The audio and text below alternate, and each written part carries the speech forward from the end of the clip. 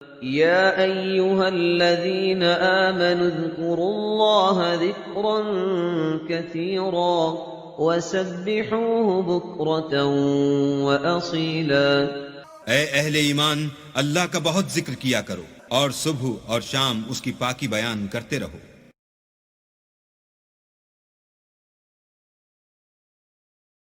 اعوذ باللہ من الشیطان الرجیم۔ پناہ مانگتا ہوں میں اللہ کی شیطان مردود سے۔ بسم اللہ الرحمن الرحیم۔ شروع اللہ کا نام لے کر جو بڑا مہربان نہایت رحم والا ہے۔ وَتَقَطَّعُوا أَمْرَهُمْ بَيْنَهُمْ كُلٌّ إِلَيْنَا رَاجِعُونَ۔ فَمَن يَعْمَلْ مِنَ الصَّالِحَاتِ وَهُوَ مُؤْمِنٌ فَلَا كُفْرَانَ لِسَعْيِهِ وَإِنَّا لَهُ كَاتِبُونَ۔ وَحَرَامٌ عَلَى قَرْيَةٍ أَهْلَكْنَاهَا أَنَّهُمْ لَا يَرْجِعُونَ حتى إذا فتحت يأجوج ومأجوج وهم من كل حدب ينسلون واقترب الوعد الحق فإذا هي شاخصة أبصار الذين كفروا يا ويلنا قد كنا في غفلة من هذا بل كنا ظالمين إنكم وما تعبدون من دون الله حصب جهنم أنتم لها واردون لو كان هؤلاء آلهة ما وردوها وكل فيها خالدون لهم فيها زفير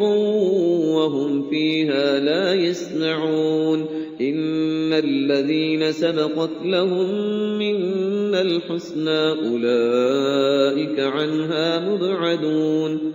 لا يسمعون حسيسها وهم فيما اشتهت أنفسهم خالدون لا يحزنهم الفزع الأكبر وتتلقاهم الملائكة هذا يومكم الذي كنتم توعدون۔ نحمده ونصلي على رسوله الكريم اما بعد فاعوذ باللہ من الشیطان الرجیم بسم اللہ الرحمن الرحیم۔ وتقطعوا امرهم بینہم، انہوں نے اپنے معاملے کو آپس میں ٹکڑے ٹکڑے کر لیا ہے۔ اڑائے کچھ ورق لالے نے، کچھ نرگس نے، کچھ گل نے، چمن میں ہر طرف بکھری ہوئی ہے داستاں میری۔ تو یہ ٹکڑے ٹکڑے کر کے لوگوں نے اپنے تقسیم کر لیا ہے، جیسے سورہ ہجر میں تھا کما انزلنا علی المقتسمین الذین جعلوا القرآن عظیم۔ اب ہمارے ہاں بھی یہ ہے کہ ہمارے ہاں جو مختلف گروہ ہیں، مختلف جماعتیں ہیں، مختلف مسلک ہیں، سب کے ہاں کسی شے کی زیادہ اہمیت ہے، کسی کے ہاں کسی شے کی زیادہ اہمیت ہے۔ تو قرآن کو بھی اس وقت اس امت نے بھی گویا کہ تقسیم کر لیا ہے۔ اس قرآن کو ایک وحدت کی حیثیت سے، اس کو کل کی حیثیت سے لے کر چلنا، یہ در حقیقت ہمارے لیے ضروری ہے، اور اس کے لیے ہمیں پوری طریقے سے جتنی بھی ہمارے اندر استطاعت ہے اور استعداد ہے کوشش کرنی چاہیے۔ وَتَقَطَّعُوا أَمْرَهُمْ بَيْنَهُمْ، اور انہوں نے اپنے معاملے کو آپس میں کاٹ پھینٹ لیا، تقسیم کر دیا۔ كُلٌّ إِلَيْنَا رَاجِعُونَ، یہ سب کے سب بالآخر ہماری طرف لوٹنے والے ہیں۔ فَمَن يَعْمَلْ مِنَ الصَّالِحَاتِ وَهُوَ مُؤْمِنٌ، تو جو کوئی بھی نیک عمل کرے گا بشرطے کہ وہ مومن ہو۔ اگر کوئی غیر مومن ہے، ایمان نہیں رکھتا اللہ پر، اور کوئی نیکی کا کام کر رہا ہے، کوئی خدمت خلق کا کام کر رہا ہے، اس سے کوئی سروکار اللہ کا نہیں ہے، اس لیے کہ وہ لوگوں کو دکھاوے کے لیے کر رہا ہوگا، یا کوئی اور اس کی غرض ہوگی، کوئی الیکشن لڑنا ہوگا جس کے لیے وہ اب یہ نیکی کے کام کر رہا ہے اور غریبوں کے ہاں جا کر خیرات بانٹ رہا ہے۔ جب تک کہ اللہ کا یقین نہیں اور آخرت پر ایمان نہیں، کوئی نیکی کا عمل نیکی نہیں ہے جب تک کہ ایمان باللہ اور ایمان بالآخرت اس کی جڑ اور بنیاد میں موجود نہیں ہے۔ فَمَن يَعْمَلْ مِنَ الصَّالِحَاتِ، تو جو کوئی بھی نیک عمل کرے، وَهُوَ مُؤْمِنٌ،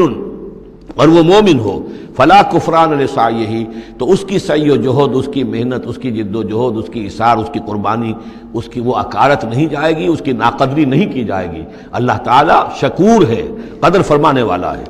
وَإِنَّا لَهُ كَاتِبُونَ، اور ہم خود لکھ رہے ہیں اس کے سارے کام، اس نے میرے لیے یہ کیا، اس نے میرے لیے یہ کیا، میرے دین کے لیے یہ کیا، فلاں وقت اس نے یہ اثار کیا۔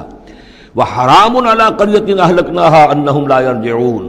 اور حرام ہو چکا ہے، مقرر ہو چکا ہے ہر بستی پر کہ جس کو ہم نے ہلاک کیا کہ اب وہ لوٹنے والے نہیں ہیں۔ اس کے دو معنی ہیں، ایک تو یہ کہ جن بستیوں پر اللہ تعالیٰ کی طرف سے عذاب کا گویا کہ فیصلہ ہو چکا ہوتا تھا، تو چاہے نبی آ گیا، رسول آ گیا، لیکن وہ لوٹنے والے نہیں تھے، اس لیے کہ وہ تو اتمام حجت کے لیے اللہ نے رسول تو بھیج دیا ہے، لیکن معلوم ہے کہ وہ کفر میں، شرک میں اتنے بڑھ چکے ہیں، اتنے آگے نکل گئے کہ لوٹنے والے نہیں ہیں۔ اور ایک یہ بھی ہے کہ جو بستی ایک دفعہ برباد ہو گئی پھر اس کے لوٹ کر آباد ہونے کا سوال نہیں ہے۔ انہم لا یرجعون حتی اذا فتحت یاجوج و ماجوج وہم من کل حدب ینسلون، یہاں تک کہ جب کھول دیے جائیں گے یاجوج اور ماجوج۔ یہ دوسرا مقام ہے کہ جہاں پر قرآن مجید میں یاجوج و ماجوج کا ذکر ہے، ایک ذوالقرنین کا کہ ذکر میں جو سورہ کہف میں ہم دیکھ چکے ہیں، اور اس کے حوالے سے تو خاصی متعین اب بات جو ہے واضح ہو چکی ہے۔ دربند نام سے وہ جگہ اب بھی موجود ہے، نقشے میں موجود ہے، وہاں آثار موجود ہیں اس دیوار کے، اگرچہ وہ دیوار بالفعل نہیں ہے، لیکن جیسے کسی جگہ پر کوئی شے بنی رہی ہو تو اس کے کچھ نہ کچھ آثار مل جاتے ہیں، جس کے کہ اب وہ پورے ڈائمنشنز بھی میں نے آپ کے حوالے کر دیے۔ لیکن یہ کہ ایک وقت وہ ہوگا جو قیامت کے قریب پھر یاجوج ماجوج کا کوئی سیلاب دنیا میں دوبارہ آنے والا ہے۔ ویسے یہ رہا ہے کہ جو یہ کولونیل پاورز آئی تھی یورپ کی، اور یہ سب کی سب تقریباً ویسٹرن یورپ کی تھیں، یہ اسکینڈینیوین کنٹریز سے جو اترے ہوئے لوگ ہیں، نارڈک ریسز جن کو کہتے ہیں، ناردرنرز، نارڈکس، اور یہ ویسٹ جو ہے وائٹ اینگلو سیکسنز، یہ تقریباً انہی میں سے ہیں۔ زیادہ تر یہ لوگ آئے ہیں کہ جنہوں نے کولونائز کیا ہے افریقہ کو اور ایشیا کو۔ اس سیلاب کے بارے میں بھی یہ بات صحیح ہے کہ یہ بھی یاجوج و ماجوج ہی کا ایک سیلاب تھا، تو یوں سمجھیے کہ یہ مختلف مواقع پر یہ سیلاب جو ہے ان کے بند کھلے ہیں، اور انہوں نے دنیا کے اوپر جو ہے اپنے ظلم و ستم کا جو سلسلہ ہے وہ شروع کیا ہے۔ چنانچہ اس کے بارے میں علامہ اقبال کا وہ شعر بھی بہت صحیح ہے کہ کھل گئے یاجوج اور ماجوج کے لشکر تمام، چشم مسلم دیکھ لے تفسیر حرف ینسلون ومن کل حدب ینسلون، وہ ہر اونچائی کے اوپر سے پھسلتے ہوئے چلے آئیں گے۔ لیکن یہ جس طریقے سے کہ یہ آئے تھے، اب فرانسیسی آ گئے، ولندیزی آ گئے، برطانوی آ گئے، ملایا اور انڈونیشیا اور یہ سب کے سب غلام ہو گئے، ہندوستان غلام ہو گیا، ہوتے ہوتے یہ ہے کہ پورا ایشیا، پورا افریقہ انہوں نے غلام بنا لیا۔ اس وقت یہ کہ ایک دفعہ وہ ان کا جو سیلاب ہے وہ پیچھے چلا گیا ہے، فوجیں چلی گئی ہیں، اب جو ہے بڑے انویزیبل طریقے پر وہ حکومت کر رہے ہیں، حکومت انہی کی ہے ابھی،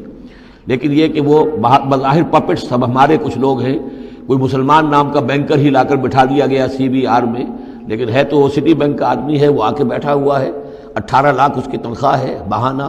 یہ سب کے سب ان کے کارندے جو ہیں وہ یہاں پر آ کر بٹھا دیے گئے ہیں، وہ سارا نظام جو ہے اس وقت یا ملٹی نیشنلز کا یا IMF کا، ورلڈ بینک کا، تو یہ اس وقت صورت ہے۔ لیکن بالفعل وہ جو فوجیں تھیں، برطانوی فوجیں تھیں اور فرانسیسی فوجیں تھیں اور اطالوی فوجیں تھیں اور فلاں فوجیں، وہ نکل چکی ہیں، جا چکی ہیں۔ البتہ ایک مرتبہ پھر یہ سیلاب آنا ہے، اور احادیث نبویہ میں جو معلوم ہوتا ہے کتاب الملاحم وغیرہ میں کہ پہلی جو آرمگڈون ہونی ہے، بہت بڑی جنگ، الملحمۃ العظمیٰ، اس میں تو یہودی اور عیسائی قوتیں سب یک طرف ہوں گی اور ادھر سے مسلمان ہوں گے، لیکن یہ کہ یہ مڈل ایسٹ میں یہ جنگ لڑی جائے گی، یہی فلسطین، یہی شام کا میدان، یہی اس کا میدان جنگ بنے گا، اور بہت بڑی تباہی یہاں آئے گی۔ اسی موقع پر حضرت مسیح کا نزول ہے، اسی موقع پر عرب میں ایک لیڈر اللہ تعالیٰ پیدا فرمائے گا، اور وہ ہوں گے حضرت مہدی، حضرت فاطمہ کی نسل میں سے، حضرت حسن کی اولاد میں سے۔ تو وہاں پر سے بھی ایک دعوت اٹھے گی، اور خراسان کے علاقے سے اور مشرقی ممالک میں اسلامی حکومت کو قائم ہو چکے گی، وہاں سے فوجیں جائیں گی، اور پھر یہ ہے کہ جب فتح حاصل ہو جائے گی ان پر حضرت مسیح علیہ السلام کی مدد سے بھی، اور وہ بھی جو معجزانہ ان کے ساتھ جو تائید ہوگی اللہ کی، ان کی نگاہ جہاں تک جائے گی یہودی پگھلتے چلے جائیں گے۔ معلوم ہوتا ہے کہ لیزر کا جو آج کل اثر ہے، تصور ہے، اللہ تعالیٰ کو بہت بڑا جو ہے وہ لیزر جو ہے سب سے زیادہ مؤثر لیزر ان کی آنکھوں میں وہ کیفیت پیدا کر دے گا کہ پگھلتے چلے جائیں گے۔ اور پھر یہ کہ اس دجال کو مسیح جو کہے گا کہ میں مسیح ہوں، جو جھوٹا مسیح اینٹی کرائسٹ جو یہودی ہوگا حقیقت میں، اس کو حضرت مسیح قتل کریں گے مقام لد پر، اور لڈا ان کا سب سے بڑا ایئر بیس ہے لڈا، اور حدیث میں آتا ہے مقام لد پر وہ دجال بھاگنے کی فکر میں ہوگا کہ حضرت مسیح اس کو وہاں جا لیں گے اور اسے وہاں قتل کریں گے۔ تو ان سارے واقعات کے بعد پھر ایک سیلاب اور آئے گا، اور وہ یاجوج و ماجوج کا ایک اور سیلاب ہوگا، یہ پھر ایک اور بہت بڑی شامت آئے گی۔ یہ ہے کہ جس کا تذکرہ یہاں ہو رہا ہے، حتی اذا فتحت یاجوج و ماجوج وہم من کل حدب ینسلون، اور یہ بھی ہے کہ حدب کہتے ہیں اونچائی کو، ہر اونچائی پر سے پھسلتے ہوئے نظر آئیں گے، یہ جتنا بھی سینٹرل ایشین ماؤنٹینز کا سلسلہ ہے، ادھر سے ہمالیہ ہے، یہ اس سب کے شمال میں واقع ہیں یہ لوگ، یہ تمام اقوام جو ہیں ادھر سے یہ ان کو کراس کرتے ہوئے یہ اترتے چلے آئیں گے۔ واقترب الوعد الحق، اور وہ وعدہ جو ہے حق کا وہ قریب آ لگے گا۔ فَإِذَا هِيَ شَاخِصَةُ الْأَبْصَارُ الَّذِينَ كَفَرُوا، تو کافروں کی نگاہیں اس وقت پتھرا جائیں گی، اٹک کر رہ جائیں گی۔ خوف کی وجہ سے پھر ایسا ہوتا ہے کہ انسان کی نگاہ پتھرا جائے، ادھر سے ادھر نہ ہو۔ یا ویلنا قد کنا فی غفلۃ من ھذا، وہ کہیں گے ہائے ہماری شامت،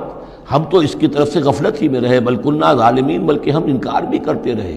ہمیں بتایا بھی گیا، محمد رسول اللہ صلی اللہ علیہ وسلم نے ساری خبریں بھی دے دی تھی، اور وہ ساری ہماری احادیث کی کتابوں میں بھی موجود تھی، لیکن ہم نے اس کی پرواہ نہیں کی، ادھر توجہ ہی نہیں کی۔ بل کنا ظالمین انکم وما تعبدون من دون اللہ حسب جہنم، یقیناً تم اور جن کو تم پوجتے ہو اللہ کو چھوڑ کر، وہ سب کے سب یہ ایندھن بنیں گے جہنم کا، انتم لہا واردون، اور تمہیں اس میں آ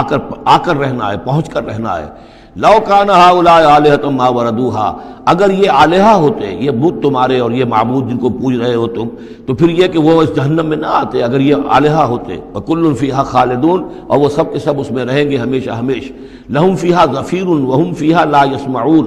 اور اس کے وہاں چلانا ہوگا، اور اس میں یہ کہ کوئی کچھ نہ سنیں گے، انہیں کچھ بات سنائی نہیں دی جائے گی۔ ان کے معبود جو ہے، جو ساتھ ہی ان کے جل رہے ہوں گے، وہ ان کی کسی چیخ پکار کو سنیں گے نہیں۔ ان الذین سبقت لہم من الحسنی، یقیناً وہ لوگ جن کے لیے ہماری طرف سے اچھی بات کا فیصلہ ہو چکا ہے، پہلے ہی طے ہو چکا ہے، یہ جنتی ہیں، جنت میں جائیں گے،